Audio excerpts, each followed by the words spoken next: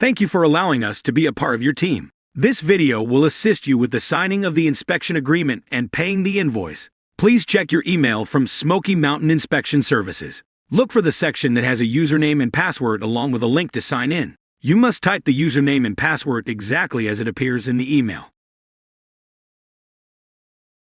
Once you click the link, scroll to the bottom of our website and you will see an icon for HomeGauge. At the username, type in your username exactly as it appears in the email, as well as your password, and then select Sign In.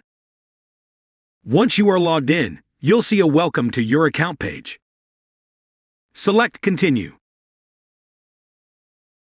From here, you can confirm your information. Select Continue. Welcome to your account. If you do not want any of these services provided by HomeGauge, simply click No.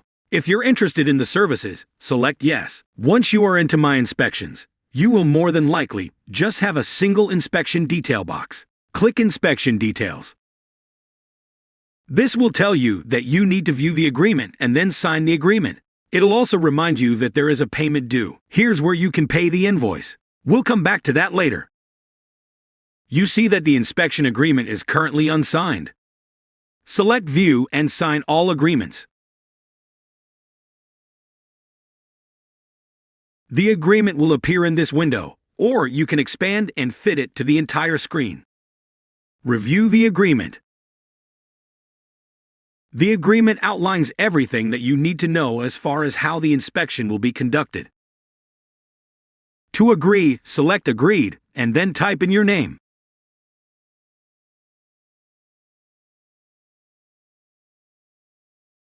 Sign agreement.